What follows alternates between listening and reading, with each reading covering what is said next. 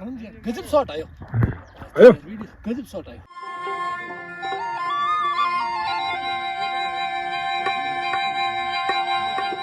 तो राम राम मित्रों, आज फिर से हूँ मैं रेगिस्तान के अंदर और थार डेजर्ट के अंदर मैं आपको ये लक्षद्वीप के दर्शन करवा रहा हूँ। मेरे पीछे धोरों के बीचों बीच ये पूरे सैंड ड्यून्स है और इस सैंड ड्यून्स के बीच में ये एक बहुत बड़ा समुद्र सा जो है वो रण है और बहुत सुंदर है। इसके अंदर हजारों तरह के पक्षी है, बहुत सारे पक्षी इसके अंदर जो है वो अपना भोजन ढूंढने के लिए आते हैं। तो थार के इस रण पे हमारे साथ हैं सुमित डुकिया जी और उनसे जानेंगे इस रण के बारे में, क्या कुछ यहाँ पे बायोडाइवर्सिटी दिखती है। सर बताइए।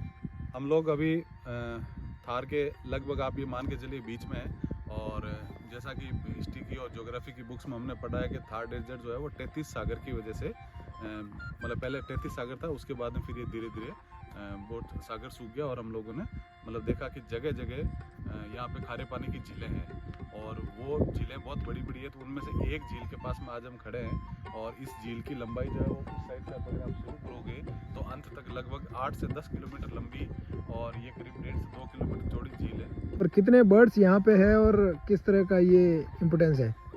जैसलमेर में 3 रण हैं जिसमें 2 रण है वो हमेशा के लिए पानी रहता है जिन रणों के अंदर, और यहाँ पर आप हमेशा देखेंगे कि जो बड़े बर्ड्स हैं जैसे फ्लेमिंगो, पेलिकन्स और क्रेंस में भी 2 टाइप के क्रेंस है और उसके अलावा वेडर्स में बहुत सारे पक्षी है। और इसके सराउंडिंग का क्योंकि ये इनलैंड वाटर बॉडी है, साल्ट वाटर बॉडी है, इसके अंदर कहीं से भी पानी का जावक नहीं है, मतलब सारी आवक ही आवक है, इसके अंदर सारी जगह से पानी आता है। और क्योंकि यहाँ पे बारिश के टाइम पे फ्रेश वाटर होता है, धीरे धीरे वो पानी की क्वालिटी सैलाइन होने लगती है और अभी की जो स्थिति है ये हम लोग लगभग फरवरी के मिड में खड़े हैं और इसके अंदर इसका पानी जो है वो ऑलमोस्ट नॉन ड्रिंकेबल है, मतलब पीने लायक नहीं है, बहुत ही खारा हो गया है। तो एनी टाइम बर्ड्स की स्पीसीज यहाँ पे मिल जाती है? हाँ, मतलब ये जो बड़े बर्ड्स है, पेलिकन्स हो गए, फ्लेमिंगो हो गए, तो एक तरह से इकोलॉजिकल दृष्टि से जैसलमेर के इतना पास ये बहुत ही मतलब अच्छा एक डेस्टिनेशन है, नहीं? बिल्कुल, बहुत कम डिस्टर्बेंस यहाँ रहता है।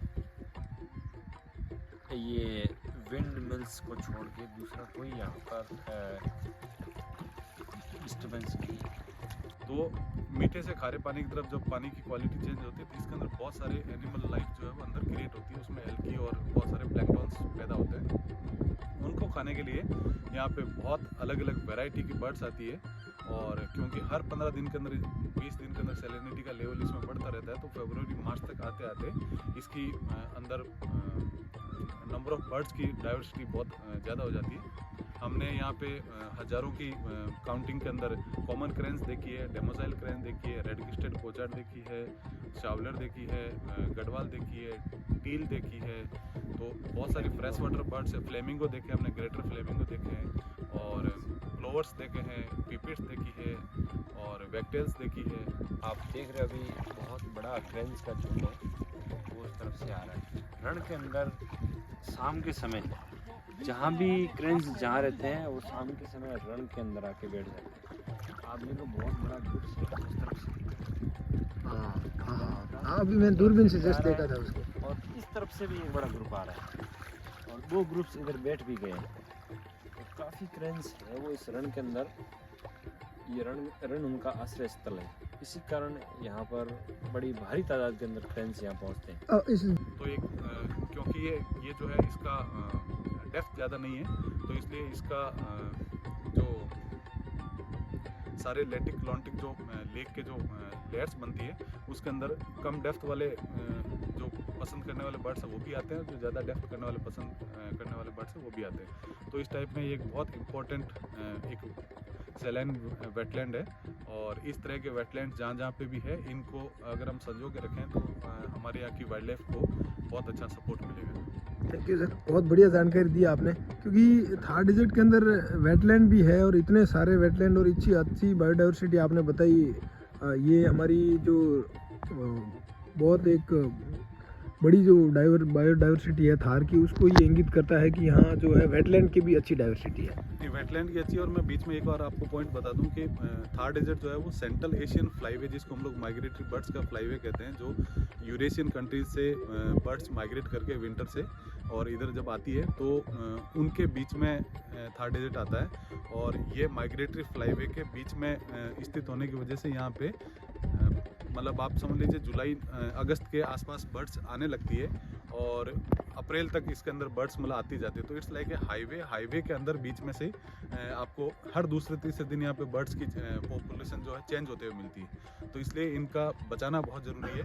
और इसके ऊपर अभी थोड़े दिन पहले ही एशियन वाटर बर्ड सेंसस हुआ था, उसके अंदर भी यहाँ पे करीब 45 स्पीसीज़ की बर्ड्स को यहाँ पे डॉक्यूमेंट किया गया है।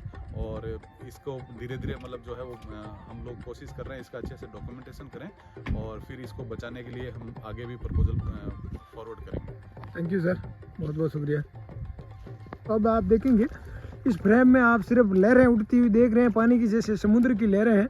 और ख़ास बात ये है कि ये पानी जो है वो सिर्फ अपने जो टखने होते हैं उतना ही गहरा होता है, इससे ज़्यादा ये गहराई नहीं है। और नीचे मुलायम रेत है, इसलिए मुलायम रेत के अंदर पाँवों के अंदर ऐसा लग रहा है जैसे गुलाब के फूल लगे हुए, इतनी मुलायम है चलने में। और बहुत आप देख रहे होंगे कि मैं चल ही नहीं रहा हूँ, ऐसा लग रहा होगा।